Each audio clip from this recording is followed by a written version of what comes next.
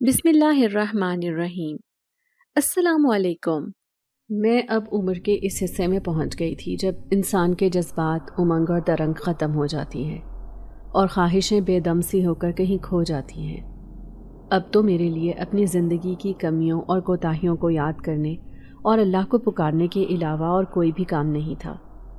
ایسا نہیں تھا کہ میں نے ساری زندگی غفلت میں گزاری تھی تو میں نے جوانی میں عبادت نہیں کی تھی اور اب جا کے مجھے اللہ یاد آیا تھا، بلکہ میں تو بچپن سے ہی بہت پرہیزگار اور عبادت گزار واقع ہوئی تھی۔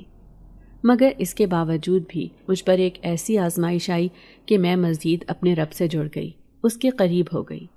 میں نے اس آزمائش پر بھی اپنے رب کی ناشکری نہیں کی تھی، بلکہ ہر حال میں اس کا شکر ادا کیا کہ اس نے مجھے اپنے پسندیدہ بندوں میں رکھا، جنہیں وہ کسی ایک نعمت سے محروم رکھ کر آزماتا ہے کہ وہ اس کی آزمائش میں کس حد تک پورا اتریں گے، اس مصیبت میں صبر سے کام لیں گے یا واویلا میں جا کر اس کی ناراضگی کا سبب بنیں گے۔ میں صحن میں بیٹھی اپنے بھائیوں کے پوتے پوتیوں کو صحن میں کھیلتے ہوئے دیکھ رہی تھی، جب میرے بھائی کی سب سے بڑی پوتی شبانہ میرے پاس آ کر بیٹھی اور مجھے کہنے لگی کہ دادو، آپ یہاں پر کیا کر رہی ہیں؟ دیکھیں موسم کتنا خراب ہو رہا ہے، فضا میں ٹھنڈی ٹھنڈی ہوائیں چل رہی ہیں، ایسا نہ ہو کہ آپ کی صحت خراب ہو جائے۔ چلیں آئیں، میں آپ کو آپ کے کمرے میں لے کے چلتی ہوں۔ شبانہ میرا بہت ہی زیادہ خیال رکھتی تھی اور باقی بچوں کی نسبت مجھ سے بہت پیار بھی کرتی تھی۔ میں نے بھی بچپن میں اسے اپنی گود میں کھلایا تھا۔ جب کبھی بچپن میں اسے نیند نہیں آتی تھی، اس کی طبیعت خراب ہوتی تھی، تو میں آدھی آدھی رات تک اسے اٹھا کر ٹہلتی رہتی تھی۔ شاید یہ میری انہی ریاضتوں کا پھل تھا کہ اب اس عمر میں میرا خیال رکھنے کے لیے، میری دیکھ بھال کرنے کے لیے کوئی موجود تھا۔ کمرے میں آنے کے تھوڑی ہی دیر بعد باہر بارش شروع ہو چکی تھی۔ میں نے کھڑکی سے باہر جھانک کر دیکھا تو باہر جل تھل ہو رہی تھی۔ چھوٹے بچے اب خوشی سے ناچتے کودتے شور مچا رہے تھے اور مائیں ان کو کھینچ کھینچ کر زبردستی کمروں میں لے کر جا رہی تھیں۔ میں اس بارش کو دیکھنے لگی۔ ہمیشہ یہ بارش میرے من میں ایک ہلچل مچا دیا کرتی تھی۔ میرے جذبات اس موسم میں پگھلنے لگتے تھے، مگر اب میرے لیے یہ بارش کوفت کا باعث بھی بنتی تھی، کیونکہ میں چلنے پھرنے سے قاصر ہو جاتی تھی۔ تبھی میرے آس پاس خوشبو پھیل گئی، وہ مانوس سی خوشبو جو کسی کو بھی اپنے سحر کی لپیٹ میں لے لے، کسی کی بھی سانسوں کے ذریعے اس کے وجود میں اتر جائے۔ اب میں بھی چوکنی سی ہو کر اس کا انتظار کرنے لگی تھی کہ کب وہ میرے سامنے ظاہر ہوگا اور کب میں اس کا دیدار کر سکوں گی۔ تھوڑی ہی دیر گزری تھی کہ وہ اب میرے سامنے تھا۔ وہ ہمیشہ کی طرح ویسے کا ویسا ہی تھا، ویسا ہی جوان، ویسا ہی خوبرو، مگر میں عمر اور وقت کی کئی منازل طے کر چکی تھی۔ تب وہ میرے سامنے آ کر بیٹھا۔ کتنے ہی لمحے ہمارے درمیان خاموشی کی نظر ہو گئے۔ وہ مجھ سے کہنے لگا، سکینہ، کیا تم مجھ سے ناراض ہو؟ یہ 1000 بار کا پوچھا ہوا سوال تھا جو اس نے مجھ سے پھر سے دہرایا تھا۔ میں نے نفی میں گردن ہلائی تو وہ کہنے لگا کہ میری وجہ سے تمہاری زندگی کا سنہری دور ضائع ہو گیا، تم اپنی زندگی سے لطف اندوز نہیں ہو سکی۔ حالانکہ بعد میں نے تمہیں کہا بھی تھا کہ تم شادی کر لو، اپنا گھر بسا لو، میں یہاں سے دور چلا جاؤں گا اور اپنی دنیا میں مگن ہو جاؤں گا، مگر تم نے میری یہ بات نہیں مانی اور اب دیکھو، اب تم خالی ہاتھ ہو۔ تب میں افسردگی سے ہنس پڑی۔ میں چاہ کر بھی اسے کچھ نہیں جتا سکتی تھی۔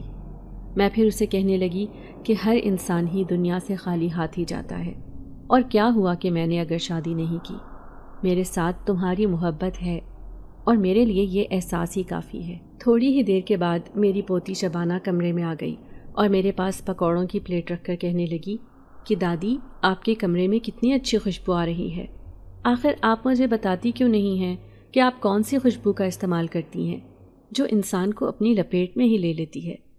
تب میں نے کنکھیوں سے شاہ جہان کی طرف دیکھا تو وہ بھی پھیکے سے انداز میں مسکرا دیا تھا۔ اب شبانہ کیا جانتی کہ اس خوشبو کو اپنی سانسوں کے ذریعے اپنے وجود میں اتارنے کے لیے میں نے کتنی بڑی قربانی دی تھی۔ تبھی میں اسے کہنے لگی کہ بعض چیزیں دور سے ہی اچھی لگتی ہیں، جب وہ پاس آتی ہیں تو آگ کی طرح ہوتی ہیں جو انسان کو جلا کر راکھ کر دیتی ہیں۔ اسے میری کوئی بات سمجھ میں نہیں آئی تھی اور پھر وہ وہاں سے اٹھ کر چلی گئی تو تھوڑی دیر بعد شاہ جہان بھی وہاں سے غائب ہو گیا تھا، مگر کتنی ہی دیر تک اس کی خوشبو میرے کمرے میں پھیل کر رہ گئی تھی۔ اور پھر اکثر ہی شبانہ مجھ سے پوچھتی کہ دادی، آخر آپ نے شادی کیوں نہیں کی؟ اور یہ اکثر آپ کے کمرے سے اتنی تیز خوشبو کہاں سے آنے لگتی ہے، اور آپ کس کے ساتھ باتیں کر رہی ہوتی ہیں؟ تب میں اس کی تمام باتوں کو ہنسی میں ٹال دیا کرتی تھی، مگر ایک دن وہ مجھ سے اصرار کرنے لگی کہ دادو آپ مجھے اپنی زندگی کے بارے میں بتائیں کہ آخر آپ سب سے الگ تھلگ کیوں رہتی ہیں۔ امی نے بتایا تھا کہ آپ پر کوئی جن عاشق ہو گیا تھا، جس کی وجہ سے آپ نے پھر شادی ہی نہیں کی۔ اس جن نے آپ کو ساری زندگی اسی گھر میں رہنے پر مجبور کر دیا تھا۔ اس کی بات سن کر میں نے سر جھکا لیا۔ اسے کہنے لگی کہ جلتی ہوئی راکھ کو کریدنے کا کوئی فائدہ نہیں ہوتا، ان باتوں سے تمہارا کوئی لینا دینا نہیں ہے، اس وجہ سے تم ان باتوں کو چھوڑو اور اپنی پڑھائی پر توجہ دو۔ تب وہ پھر منہ بسور کر رہ گئی تھی، اور ایک دن جب میں اس کے لمبے سیاہ گھنے بالوں میں تیل لگا رہی تھی، تبھی میرے ذہن میں شاہ جہان کی بات گونج اٹھی۔ اسے بھی میرے لمبے گھنے بال بہت ہی زیادہ پسند تھے، اور وہ میرے بالوں کی وجہ سے ہی تو مجھ پر عاشق ہوا تھا۔ یہ بات یاد آتے ہی میرے ہونٹوں پر مسکراہٹ آ گئی۔ تب شبانہ نے بات کرتے کرتے پلٹ کر میری طرف دیکھا اور مجھے کہنے لگی، دادی آپ خود بخود ہی کیوں مسکرا رہی ہیں؟ کیا ہوا ہے؟ میں نے پھر اسے ہنستے ہوئے ٹال دیا۔ پھر وہ نہ جانے کیا بات کر رہی تھی، اچانک سے کہنے لگی کہ میرا بھی دل چاہتا ہے کہ کوئی جن مجھ پر بھی عاشق ہو، اور وہ مجھے بھی وقت بے وقت وہ چیزیں لا کر دے جو میرا دل کرتا ہے۔ آپ کے ساتھ بھی تو ایسا ہی ہوتا تھا، آپ کے کمرے سے بھی تو بے موسمی پھل ملتے تھے، اور بھی بہت ساری چیزیں ہوتی تھیں جو ہماری امیاں آپ سے لیا کرتی تھیں، آپ ہمیں بھی دیتی ہیں۔ اس کی بات سن کر میرے ہاتھ کانپ گئے تھے۔ میں نے اسے جھنجھوڑتے ہوئے کہا کہ آج کے بعد دوبارہ ایسی خواہش کا اظہار کبھی مت کرنا، تم نہیں جانتی کہ تم کیسی اندھی کھائی میں گرنے کی بات کر رہی ہو۔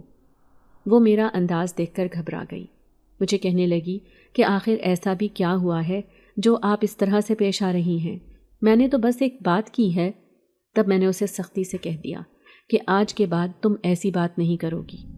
اور پھر شبانہ کتنی ہی بار مجھ سے اصرار کرتی رہی کہ مجھے بتائیں کہ آپ کے ماضی میں کیا ہوا تھا، اس جن ذات نے آپ کو شادی کیوں نہیں کرنے دی تھی، یا آپ خود ہی کسی سے شادی نہیں کرنا چاہتی تھیں؟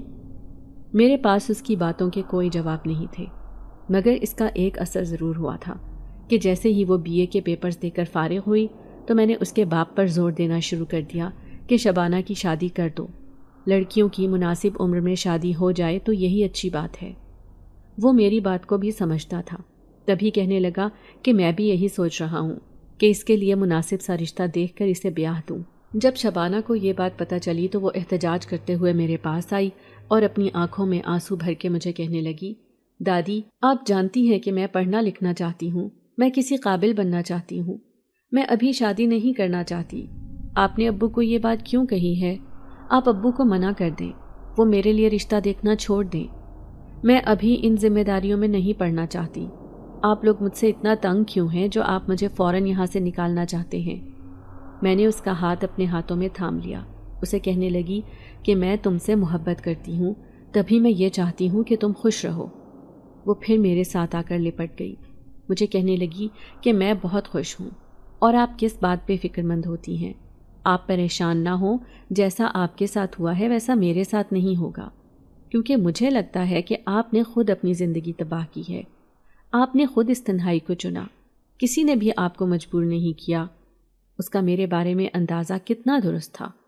میں پھر نظریں بدل کر کھڑکی سے باہر دیکھنے لگی تھی، تبھی وہ مجھے کہنے لگی کہ دادی آخر آج تو آپ مجھے بتا ہی دیں کہ آپ کی داستان میں ایسا کون سا راز چھپا ہے جو مجھ سے چھپا ہوا ہے۔ کوئی بھی ہم بچوں کو اس بارے میں بتاتا ہی نہیں ہے، سب کو نہ جانے کس بات کا خوف ستاتا ہے کہ ہمیں اکیلے چھت پر نہیں جانے دیتے، ہمیں مہندی نہیں لگانے دیتے، اور یہاں تک کہ ہمیں بال تک نہیں کھولنے دیتے۔ آخر سب کے دل میں اس قدر ڈر کیوں بیٹھ گیا ہے؟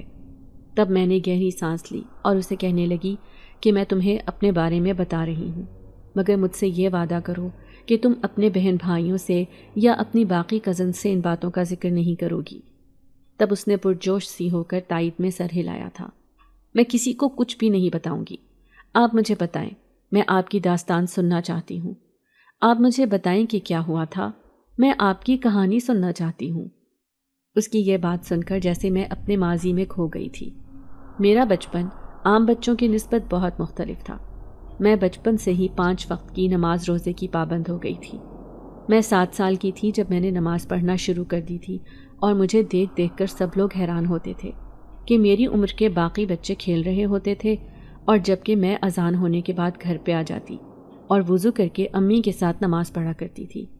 میرے گھر والے یہ دیکھ کر بہت خوش ہوتے تھے کہ ہماری بچی بہت نیک ہے۔ جوں جوں میں بڑی ہوتی گئی، مجھے بھی ایسے ہی محسوس ہونے لگا تھا جیسے میں اس دنیا میں سب سے اچھی بچی ہوں اور میں بہت ہی زیادہ نیک ہوں۔ اب تو مجھے دوسروں کی نظروں میں ممتاز ہونے کا اور سب سے الگ تھلگ رہنے کا نشہ بھی سوار ہونے لگا تھا۔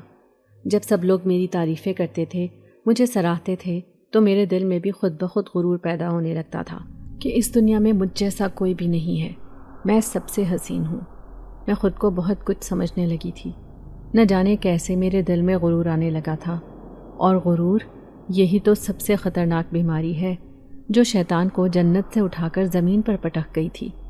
یہی تو ہے جو انسان کی تمام نیکیوں کو ضائع کر دیتی ہے۔ میں اس وقت 9ویں کلاس میں پڑھتی تھی۔ میرے دل میں یہ خواہش پیدا ہو گئی کہ مجھے قرآن پاک حفظ کرنا چاہیے۔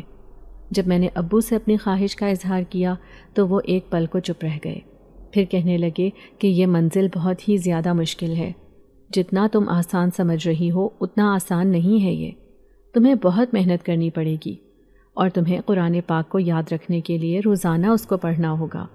اگر تم نے اس کا ایک لفظ بھی بھلا دیا تو تم نہیں جانتی کہ تمہیں کتنا سخت گناہ ہوگا۔ تو میں نے ابو کا وعدہ یاد کر لیا کہ میں قرآن پاک کو یاد رکھوں گی، میں ایک بھی لفظ نہیں بلاؤں گی۔ میں جانتی ہوں کہ ایسا کرنا سخت گناہ ہے، اور پھر قریبی درس میں میں امی کے ساتھ جا کر داخل ہو گئی تھی۔ جیسا ابو نے کہا تھا ویسا ہی ہوا تھا۔ یہ منزل تو بہت ہی زیادہ مشکل تھی، مگر ایک تو مجھے شوق تھا، اور دوسرا میں سب کے منہ سے اپنے لیے واہ واہ کروانا چاہتی تھی۔ میں سب سے اپنی تعریف سننا چاہتی تھی کہ میں بہت ہی زیادہ اچھی اور نیک ہوں۔ میرا رنگ بے تحاشا گورا تھا، میں بلا کی حسین تھی، میرے بال بھی پاؤں تک چھوتے تھے، اور میری بڑی بڑی سحر انگیز آنکھوں میں جو کوئی بھی دیکھتا تو وہ میری تعریف کیے بغیر نہیں رہ سکتا تھا۔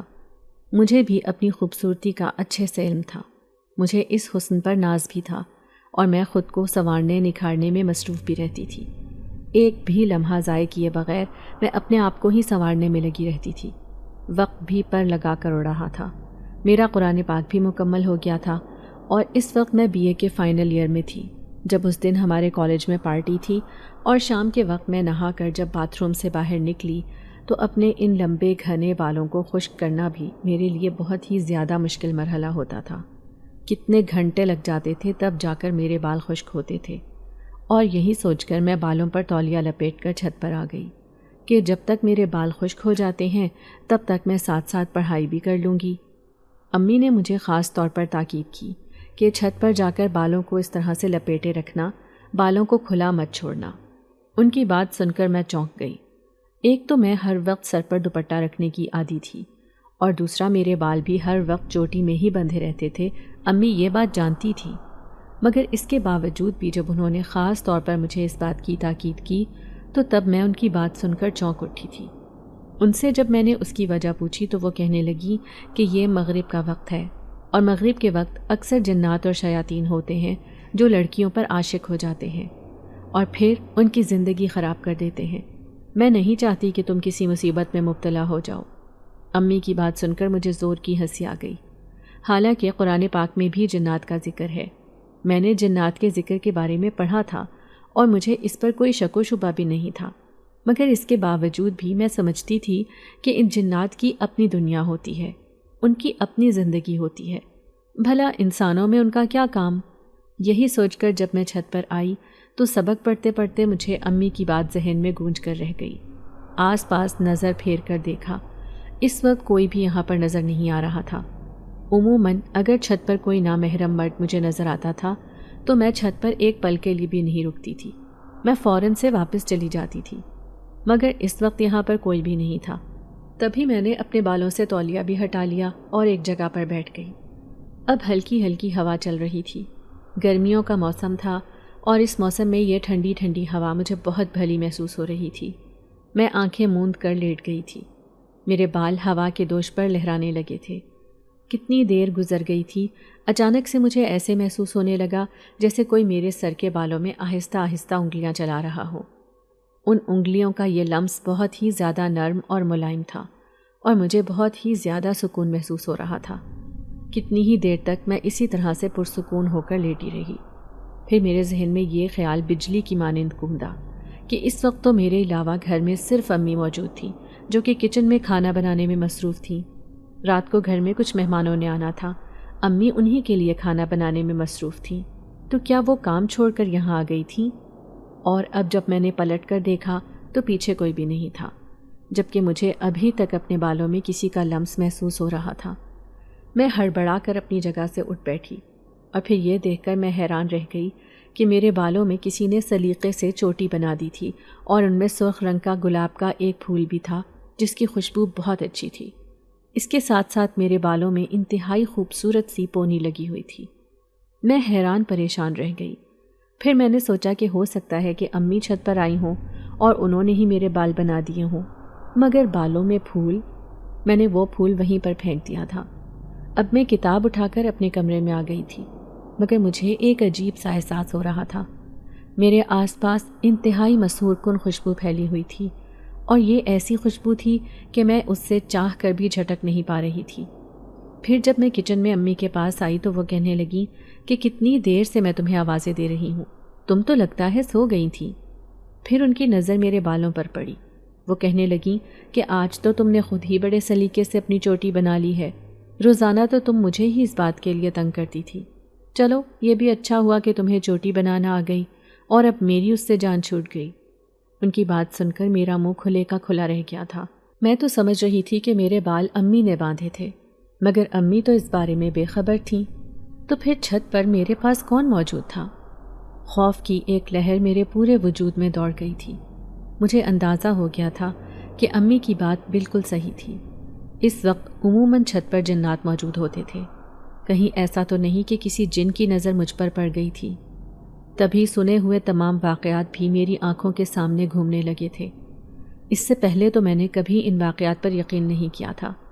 امی اکثر بتاتی تھیں کہ ان کے خاندان میں کسی لڑکی پر جن عاشق ہو گیا تھا، اور پھر اس کا علاج کروانے کے باوجود بھی وہ جن اس کی جان چھوڑنے پر تیار نہیں تھا۔ پھر ایک دن وہ لڑکی اپنے کمرے سے مردہ حالت میں ملی تھی۔ میں نے ان باتوں کو سنا تو تھا مگر یقین نہیں کیا تھا، اور اب وہ تمام واقعات میرے ذہن میں گھوم کر رہ گئے تھے۔ مجھے بھی لگنے لگا تھا کہ کسی دن میرے بھی اپنے کمرے سے لاش ملے گی اور میں بھی اسی طرح سے دنیا چھوڑ کر چلی جاؤں گی، کسی کو کچھ پتہ ہی نہیں چلے گا۔ خوف کا احساس ہونے کے باوجود بھی میں نے اس بات کا کسی سے ذکر نہیں کیا تھا۔ جانتی تھی کہ جب بھی امی کو یا کسی اور کو یہ بات بتائی تو وہ مجھ پر ہی غصہ کریں گے، اور پھر مجھے یہ بھی خیال تھا کہ اگر دوبارہ میرے ساتھ کوئی پراسرار حرکت ہوئی یا اس نے مجھے ڈرانے کی کوشش کی تو میں امی کو یہ بات بتا دوں گی۔ یہ اسی رات کا ذکر ہے۔ میں اپنے کمرے میں سو رہی تھی جب اچانک میری آنکھ کھل گئی۔ جب میں نے آنکھیں کھول کر دیکھا تو مجھے اپنے نام کی پکار سنائی دے رہی تھی۔ میں حیران رہ گئی کہ اس وقت مجھے کون بلا رہا تھا۔ اب جب میں نے غور کیا تو مجھے معلوم ہوا کہ یہ آواز دروازے کے باہر سے آ رہی تھی، اور یہ آواز کسی لڑکے کی تھی۔ رات کے اس پہر میرے گھر میں یہ لڑکا کون تھا جو مجھے بلا رہا تھا؟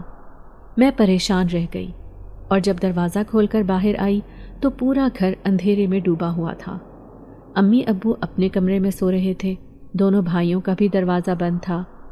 پھر میں اس آواز کے تعاقب میں چلنے لگی۔ یہ آواز چھت سے آ رہی تھی۔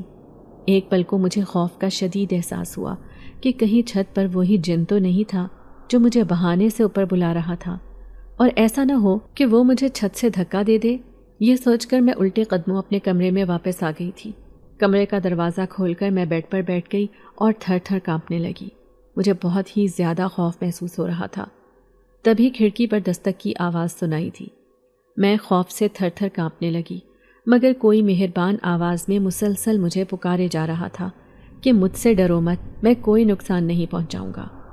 اب جب میں نے کھڑکی کھول کر دیکھا تو سامنے ایک نہایت حسین و جمیل خوبرو لڑکا کھڑا تھا جو آنکھوں میں خفگی لیے مجھے دیکھ رہا تھا۔ وہ کہنے لگا کہ میں کتنی دیر سے تمہیں بلا رہا ہوں، تمہارا دیدار کرنے کے لیے میں مچل رہا ہوں اور تمہیں میرا احساس ہی نہیں ہے۔ اتنی بار بلانے کے باوجود بھی تم ابھی تک چھت پر نہیں آئی۔ میں تم سے کچھ بات کرنا چاہتا ہوں۔ اپنی زندگی میں نے اس قدر حسین مرد پہلی بار دیکھا تھا، اور وہ مرد مجھ سے محبت بھی جتا رہا تھا۔ میں پہلی بار کسی لڑکے سے یوں بات کر رہی تھی۔ تبھی اس کے کہنے پر میں چھت پر آ گئی، اور پھر وہ میرا ہاتھ پکڑ کر چھت پر بیٹھ گیا، اور کتنی دیر تک ہم دونوں ایک دوسرے کی آنکھوں میں آنکھیں ڈال کر دیکھتے رہے۔ میں اس کے ساتھ یوں گھل مل گئی تھی، اس کے ساتھ یوں باتیں کر رہی تھی جیسے میں برسوں سے اسے جانتی ہی، اور وہ بھی مجھے پسندیدگی سے دکے جا رہا تھا، جیسے نظروں ہی نظروں میں میرے واری صدقے جا رہا ہو۔ کتنے گھنٹے اس کے ساتھ باتوں میں بتا کر جب میں جانے لگی تو وہ مجھے کہنے لگا کہ کل اسی وقت یہاں پہ آ جانا، میں تمہارا انتظار کروں گا، اور پھر میں اپنے کمرے میں آ کر لیٹ گئی۔ میں یہ سوچ کر سرشار سی ہو گئی تھی کہ میری زندگی میں بھی کوئی چاہنے والا آ گیا تھا جو مجھ سے بے تحاشا محبت کرتا تھا، مگر مجھے اپنے گھر والوں کا بھی ڈر تھا کہ اگر امی کو یہ بات پتہ چل گئی تو نہ جانے وہ میرے ساتھ کیا کریں گی۔ میرے بارے میں تو سب لوگ سمجھتے تھے کہ میں بہت ہی اچھی اور نیک ہوں، اور اگر یہ بات کسی کو پتہ چل جاتی تو میرے ساتھ ساتھ گھر والوں کی بھی بہت بدنامی ہوتی۔ اور پھر میں نے سوچ لیا کہ میں اس لڑکے کو صاف کہہ دوں گی کہ میں تم سے یوں چھپ چھپ کر نہیں مل سکتی، اگر تم مجھے پسند کرتے ہو تو مجھ سے شادی کر لو، اپنے گھر والوں کو بھیج دو۔ مگر جب بھی میں اس سے ملتی تھی تو میں اس سے یہ بات کہنا ہی بھول جاتی تھی، اور پھر دیکھتے ہی دیکھتے 3 مہینے کا عرصہ گزر گیا تھا۔ 3 مہینے سے میں اس کے ساتھ بے تحاشا محبت کرنے لگی تھی۔ مجھے ایسے لگنے لگا تھا کہ اگر یہ شخص مجھے نہ ملا تو میں مر جاؤں گی، اور وہ بھی مجھے گہری آنکھوں سے دیکھتا رہتا تھا، مگر آج تک اس نے میرے ساتھ کوئی غلط حرکت نہیں کی تھی۔ آج جب میں اس سے ملنے کے لیے آئی تو وہ مجھے کچھ گمسم سا لگ رہا تھا۔ وہ مجھ سے کہنے لگا کہ میں تم سے ایک وعدہ چاہتا ہوں۔ میں نے اس کی آنکھوں میں حیرت سے دیکھا اور کہنے لگی، کیسا وعدہ؟ تب وہ کہنے لگا، تم مجھ سے وعدہ کرو کہ تم میرے علاوہ کسی اور سے شادی نہیں کرو گی، کبھی میرے علاوہ کسی اور کی طرف آنکھ اٹھا کر بھی نہیں دیکھو گی۔ اس کی بات سن کر میں محبت سے مسکرا دی اور کہنے لگی کہ ایسا کبھی بھی نہیں ہو سکتا، میں تمہارے علاوہ کسی کی طرف بھی نہیں دیکھوں گی، اور نہ ہی تمہارے علاوہ کسی اور سے شادی کروں گی۔ تب وہ کہنے لگا کہ اگر تم نے کسی اور سے شادی کی بھی تو اس کی ایک شرط ہے، اور پھر تمہیں میری وہ شرط ماننی پڑے گی، تب جا کے تم اس کے ساتھ شادی کر سکتی ہو۔ بولو، کیا تمہیں میری شرط منظور ہے؟ تب میں نے سوچے سمجھے بغیر کہہ دیا کہ مجھے تمہاری ہر شرط منظور ہے، جو تم کہو گے وہ میں کرنے کو تیار ہوں۔ تب وہ دل سے مسکرا دیا، اور پھر وہ معمول کی باتوں میں مصروف ہو گیا۔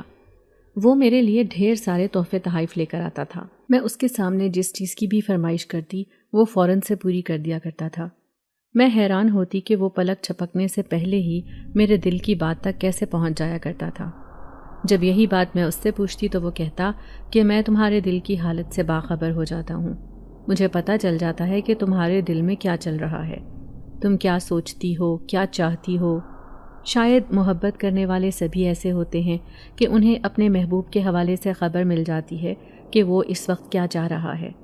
اب تو امی بھی حیران پریشان رہنے لگی تھی۔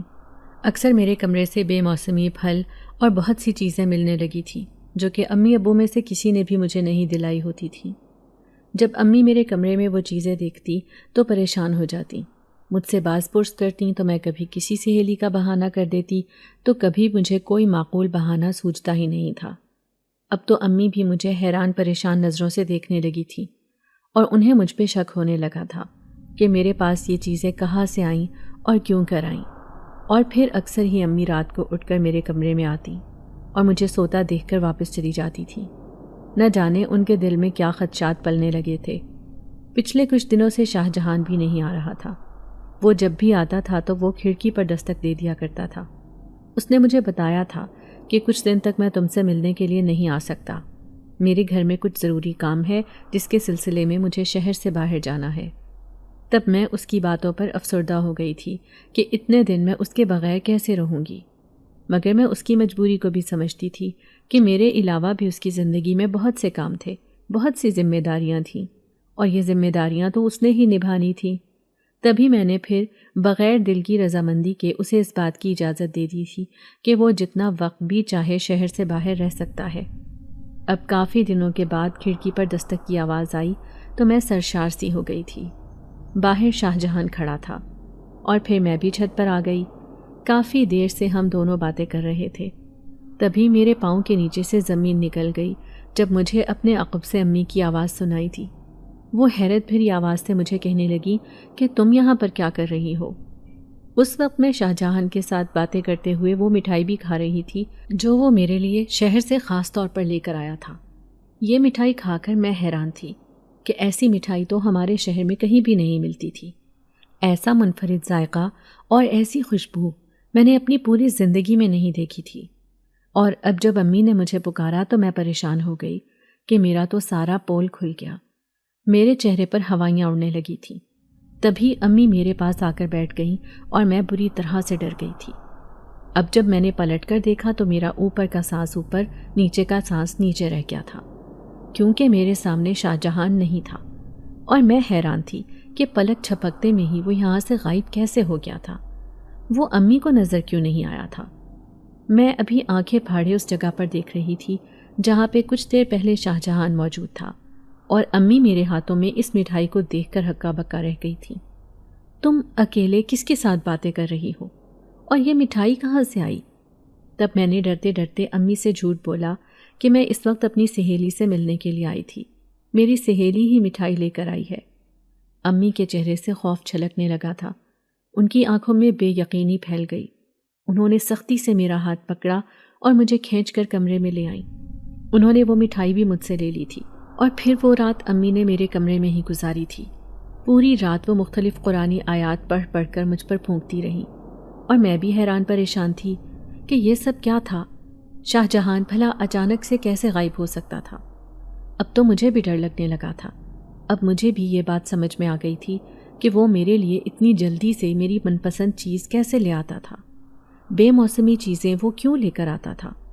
کہیں ایسا تو نہیں کہ اس کا کسی دوسری مخلوق سے تعلق تھا؟ یہ سوچ کر میں بھی پوری طرح سے خوفزدہ ہو گئی تھی۔ کچھ سمجھ نہیں آ رہا تھا کیا کروں۔ پوری رات ہم دونوں ماں بیٹی کی آنکھوں میں کٹی تھی، اور پھر فجر کے قریب جا کر میری آنکھ لگی۔ اگلے دن جب میری آنکھ کھلی تو دن چڑھ آیا تھا۔ میں پھر اپنے کمرے سے نکل کر باہر آئی تو آج ابو بھی گھر پر ہی تھے، اور وہ دونوں بہت ہی زیادہ پریشان لگ رہے تھے۔ ان کے سامنے ہی وہ مٹھائی کا ڈبہ تھا۔ وہاں پر محلے کے قاضی صاحب بھی بیٹھے ہوئے تھے۔ تبھی ابو مجھے دیکھ کر کہنے لگے کہ یہاں پر آ کر بیٹھو اور ہمیں بتاؤ کہ تم چھت پر کس سے ملنے گئی تھی، اور یہ سلسلہ کب سے چل رہا ہے۔ اب جب ساری بات کھل گئی تھی تو چھپانے کا کوئی فائدہ بھی نہیں تھا۔ تبھی میں نے ڈرتے ڈرتے امی کو ساری بات بتائی۔ کتنی دیر تک امی ابو بے یقین نظروں سے مجھے دیکھتے رہے۔ انہیں مجھ پر بہت غصہ تھا کہ میں ایک لڑکے سے ملنے کے لیے چھت پر جاتی تھی۔ ان کی نظروں میں دھول جھونک رہی تھی، مگر سب سے خطرناک بات تو یہ تھی کہ وہ لڑکا انسان نہیں بلکہ جن تھا، اور یہ جو مٹھائی میرے گھر میں موجود تھی، قاضی صاحب نے بتایا تھا کہ یہ مٹھائی عام مٹھائی نہیں ہے، بلکہ یہ جنات کی دنیا سے آئی ہوئی ہے، اور اس وقت آپ کی بیٹی بہت خطرے میں ہے۔ آپ کو کسی بڑے عامل سے رابطہ کرنا ہوگا، یہ میرے بس کی بات نہیں ہے۔ امی ابو بہت پریشان تھے کہ میں نے یہ سب کیا کر دیا۔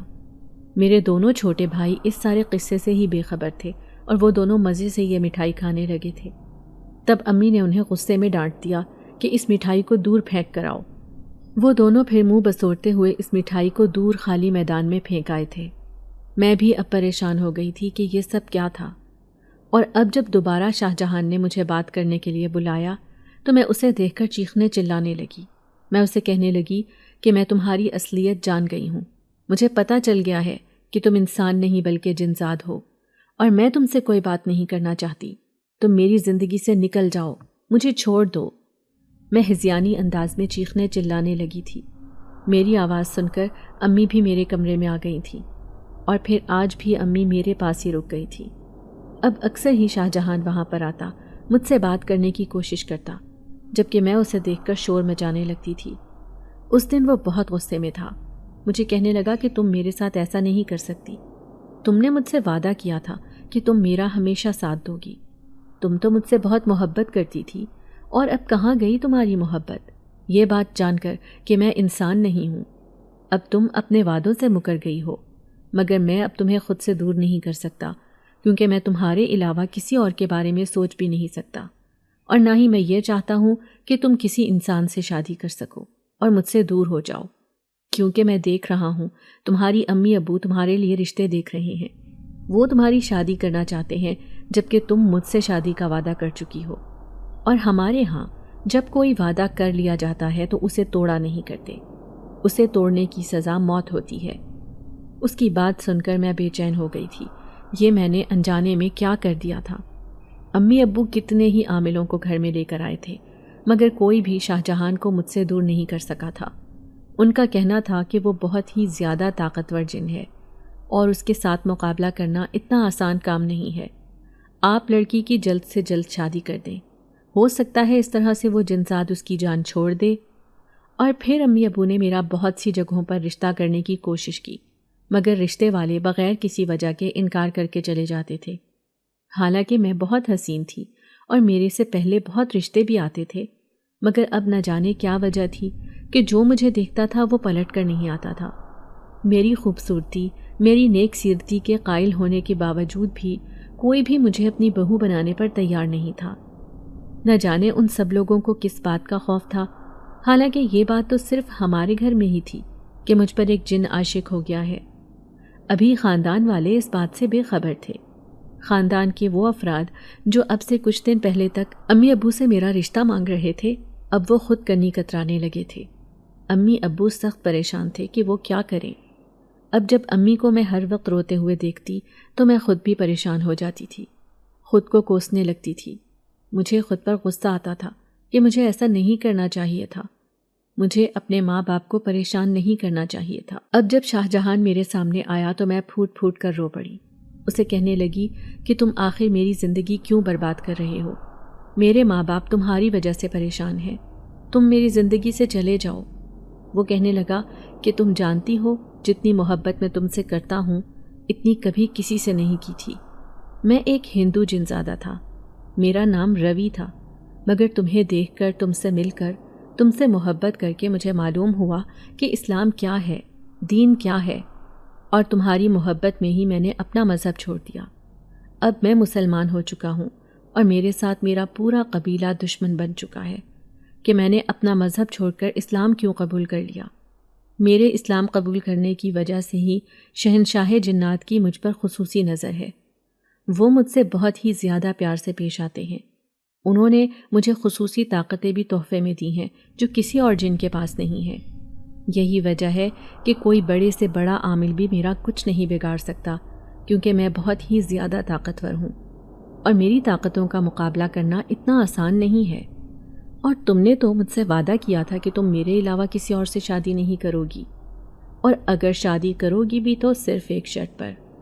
میں نے حیرانگی سے اس کی طرف دیکھا۔ کیسی شرط؟ تب وہ کہنے لگا کہ تمہاری جو بھی پہلی اولاد ہوگی وہ تم مجھے دے دو گی تاکہ میں اسے تمہاری نشانی سمجھ کر اپنے پاس رکھ سکوں۔ مگر ایسا کیسے ہو سکتا تھا؟ میں اتنی بڑی قربانی کیسے دے سکتی تھی؟ میں نے اس کی بات سے صاف انکار کر دیا اور پھر امی ابو کو بھی کہہ دیا کہ اب آپ میری شادی کرنے کو بھول جائیں، میں کبھی بھی شادی نہیں کروں گی۔ مگر امی ابو آخر دم تک میرے لیے لڑتے رہے۔ وہ کوشش کرتے رہے کہ میرا کہیں پہ رشتہ ہو جائے، میری بات بن جائے۔ اب تو میرے دونوں بھائیوں کو بھی سب کچھ پتہ چل گیا تھا اور وہ بھی میرا علاج کروانے کی بہت کوشش کر رہے تھے، مگر کوئی بھی عامل میرے لیے کچھ بھی نہیں کر سکا تھا۔ اس جن سے میری جان نہیں چھڑوا پا رہا تھا کوئی، اور شاید اب میں خود بھی اس سے جان نہیں چھڑوانا چاہتی تھی۔ میں اب خود بھی سب کی عادی ہو گئی تھی۔ اور پھر ایک دن وہ جنزاد مجھے کہنے لگا کہ میں نے اپنی خود غرضی کی وجہ سے تمہاری زندگی کے سنہری سال برباد کر دیے۔ اب میں اپنا وعدہ واپس لیتا ہوں، تم میری طرف سے آزاد ہو، جس کے ساتھ شادی کرنا چاہو کر سکتی ہو، میں تمہیں کبھی اس چیز کے لیے تنگ نہیں کروں گا۔ مگر اب میرے دل سے تمام خواہشات مٹ چکی تھیں اور میں ایسی زندگی کی عادی ہو گئی تھی۔ میں نے اسے کہہ دیا کہ مجھے تم سے کسی قسم کا کوئی شکوہ نہیں ہے، لیکن اب میں کبھی شادی نہیں کروں گی۔ اس کے بعد وہ مجھے بار بار اس چیز کے لیے مناتا رہا، میرے سامنے ہاتھ جوڑ کر کہتا رہا کہ مجھے معاف کر دو، مجھے تمہارے ساتھ ایسا نہیں کرنا چاہیے تھا۔ میں محبت میں خود غرض بن گیا تھا۔ مجھے لگتا تھا اگر میں تمہیں کسی اور کے ساتھ دیکھوں گا تو میں مر جاؤں گا، میرا دل بند ہو جائے گا۔ مگر میں نہیں جانتا تھا کہ میں نے کتنا بڑا گناہ کر دیا۔ تم ساری زندگی تنہا کیسے گزار سکتی ہو؟ مگر میں اس سے مسکرا کر کہہ دیتی کہ میرے دونوں بھائی موجود ہیں، میرے سر پر ماں باپ کا بھی سایہ ہے، تم فکر مت کرو، میں تم سے کبھی بھی اس بات کے لیے شکوہ نہیں کروں گی۔ اور پھر اس کے کہنے کے باوجود بھی میں اس چیز کے لیے نہیں مانی تھی۔ میرے دونوں بھائیوں کی امی ابو نے شادی کر دی تھی۔ شروع میں میری بھابھیوں کو میرا وجود کھٹکتا تھا، وہ مجھ سے چڑھتی تھی، مگر میرے بھائی مجھ سے بہت محبت کرتے تھے۔ وہ جانتے تھے کہ میں کس عذاب سے گزر رہی ہوں، میں نے زندگی بھر کس قدر عزت اور احترام کے ساتھ گزاری ہے، کسی کو کبھی بھی خود پر انگلی اٹھانے کا موقع نہیں دیا، اور وہ میری شرافت اور کردار کے قائل تھے۔ بھائیوں نے میرے لیے الگ تھلگ کمرہ بنوا دیا، اور پھر آہستہ آہستہ جب بھابھیوں کو بھی میرے بے ضرر وجود کا احساس ہوا تو انہوں نے بھی اپنی خود ساختہ دشمنی ختم کر دی۔ اب وہ بھی میرا بہت خیال رکھنے لگی تھیں۔ میں بھی گھر کے کاموں میں ان کی مدد کرواتی تھی، بچوں کو بھی اٹھاتی تھی، بہلاتی تھی، اور پھر آہستہ آہستہ گھر میں ہماری دوستی کی فضا قائم ہونے لگی تھی۔ شاہ جہان اب بھی میرے لیے بے موسمی بہت سی چیزیں لے کر آتا تھا، جو میں گھر والوں میں بھی بانٹ دیا کرتی تھی، اور وہ میرے لیے بہت سے تحفے تحائف بھی لے کر آتا تھا جو میرے کسی کام کے نہیں تھے، کیونکہ اب یہ چیزیں استعمال کرنے کی میری عمر نہیں رہی تھی۔ میں وہ بھی تم لوگوں میں اور اپنی بھابھیوں میں بانٹ دیا کرتی تھی۔ آہستہ آہستہ وقت گزرتا گیا، جوں جوں میں عمر کی منازل طے کرتی گئی۔ وہ آج بھی جب بھی میرے پاس آتا ہے مجھے کہتا ہے کہ میں نے تمہارے ساتھ بہت غلط کیا، تمہارے ساتھ میں نے بہت زیادتی کی ہے، مجھے ایسا نہیں کرنا چاہیے تھا۔ اور پھر میں ہمیشہ اس سے کہتی ہوں کہ مجھے تم سے کوئی شکوہ نہیں ہے، اور نہ ہی میں کبھی تم سے اس چیز کے لیے شکایت کروں گی۔ فکر مت کرو، میرے نصیب میں جو تھا مجھے وہی ملا ہے۔ نصیب سے زیادہ یا پھر نصیب سے کم انسان کو کچھ بھی نہیں مل سکتا۔ جب میں نے اپنی ساری کہانی ختم کی تو شبانہ یہ سن کر رونے لگی۔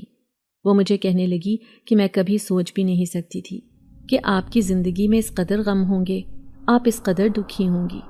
میں تو سمجھ رہی تھی کہ شاید آپ نے جان بوجھ کر شادی نہیں کی، مگر آپ کے ساتھ تو یہ بہت بڑی ٹریجڈی ہوئی ہے، آپ بہت ہی زیادہ بہادر ہیں۔ وہ وہاں سے چلی گئی تو میں بھی اپنی نم آنکھیں پونچھنے لگی تھی۔ میں بھی اپنے ماضی میں کھو کر افسردہ ہو گئی تھی۔ جب بھی مجھے یہ سب یاد آتا تھا تو میرا دل بھی اداس ہو جاتا تھا۔ حالانکہ میرے دل میں کسی قسم کا کوئی ملال نہیں تھا، جو زندگی میں نے گزاری تھی بھرپور انداز میں گزاری تھی، کسی قسم کی تنگی کا احساس نہیں دیکھا تھا۔ بس ایک ہی بات کا احساس تھا کہ امی ابو آخر وقت تک بہت ہی زیادہ پریشان تھے کہ نہ جانے میں ان کے بغیر زندگی کیسے گزاروں گی، مگر انہیں بھائیوں پر بھی اعتماد تھا کہ وہ میرا بہت زیادہ خیال رکھیں گے، مجھے کبھی کسی چیز کی کمی محسوس نہیں ہونے دیں گے، اور ایسا ہی ہوا تھا۔ بھائیوں نے میرا بہت ہی زیادہ خیال رکھا تھا، اور بھابھیوں نے بھی کبھی کسی بات کے لیے مجھے تانا نہیں دیا تھا۔ یوں بھی سب لوگ جانتے تھے کہ میں مجبور اور مظلوم عورتوں سے ہوں، اور میری ذات سے کسی کو بھی کوئی شکایت نہیں تھی۔ اب میں اپنی زندگی کے باقی دن گن رہی ہوں۔ پھر شبانہ میں بھی میں نے ایک واضح تبدیلی دیکھی تھی۔ وہ اس سے پہلے مارے باندھے نماز پڑھتی تھی اور عموماً سر پر دوپٹہ بھی نہیں لیتی تھی، لیکن اب تو وہ ہر وقت باوضو رہنے لگی تھی۔ ہر وقت وہ بڑے سے دوپٹے میں رہتی تھی، اور اسے اس روپ میں دیکھ کر میں دل سے مسکراتی تھی۔ تب وہ کہنے لگی کہ میں نہیں چاہتی کہ مجھ پر بھی کوئی جن عاشق ہو جائے اور میری زندگی بھی آپ کی طرح گزرے۔ اب میں نے سوچ لیا ہے کہ پڑھائی شادی کے بعد بھی ہوتی رہے گی۔ امی ابو جہاں بھی میری شادی کرنا چاہتے ہیں، جب بھی کرنا چاہتے ہیں، میں نے انہیں بتا دیا ہے کہ میں اس چیز کے لیے راضی ہوں۔ تب میں نے اسے اپنے گلے سے لگا لیا۔ جو بات اسے سمجھانے پر بھی سمجھ نہیں آ رہی تھی، وہ میری زندگی کی آپ بیتی سن کر سمجھ آ گئی تھی، اور میں اس بات پر شکر گزار تھی کہ وہ کچھ کھوئے بغیر ہی عقل مند ہو گئی تھی۔ اور پھر ایک ایک کر کے باقی بچیاں بھی راہ راست پر آ گئی تھیں، سب ہی مذہب سے بہت زیادہ قریب ہو گئی تھیں۔ نہ جانے شبانہ نے مجھ سے وعدہ کرنے کے باوجود بھی انہیں میری کہانی سنا دی تھی، یا پھر انہیں کسی اور طریقے سے اس بات کے لیے قائل کیا تھا کہ مذہب کو اختیار کرنے میں ہی انسان کے لیے فلاح ہے۔ شبانہ کا بدلنا ہی تھا کہ گھر کے باقی بچے بھی اسی کی روش پر چلنے لگے تھے۔ کچھ دن کے بعد ایک بہت ہی اچھے خاندان سے شبانہ کا رشتہ آ گیا تھا۔ جس دن اس کا نکاح تھا، اس دن میں پھوٹ پھوٹ کر رو پڑی تھی۔ مجھے اپنی تنہائی کا احساس ابھی سے ستانے لگا تھا کہ وہ چلی جائے گی تو میرا خیال کون رکھے گا، مگر اس کے ساتھ ساتھ مجھے اس بات کی بھی خوشی تھی کہ وہ اپنی زندگی سے اپنے حصے کی خوشیاں کشید کرنے والی تھی۔ اب جب سب لوگ میرے کمرے میں آئے، انہوں نے مجھے روتے ہوئے دیکھا تو سب نے مجھے تسلی دی کہ اس کے بعد سب لوگ ہی میرے آس پاس رہیں گے اور کبھی بھی مجھے تنہائی کا احساس نہیں دلائیں گے۔ اور پھر ایسا ہی ہوا تھا۔ شبانہ تو اس گھر سے رخصت ہو کر چلی گئی تھی، مگر اس کے بعد یہ ڈیوٹی باقی بچے نبھانے لگے تھے۔ وہ وقت بے وقت میرے کمرے میں آتے، مجھ سے میری ضرورت کے بارے میں سوال کرتے، اور جب میں انہیں اپنی ضرورت کے بارے میں بتاتی تو وہ یہ سن کر خوشی سے یوں کھل اٹھتے جیسے ان کے ہاتھ میں کوئی خزانہ آ گیا ہو۔ اگر آپ کو آج کی ہماری کہانی پسند آئی ہے تو اسے لائک کیجیے اور اپنے پیاروں کے ساتھ شیئر کیجیے، اور ہاں، اگر آپ نے ابھی تک ہمارا چینل سبسکرائب نہیں کیا تو ضرور کیجیے۔ ملتے ہیں کل ایک نئی اور دلچسپ کہانی کے ساتھ، تب تک کے لیے اللہ حافظ۔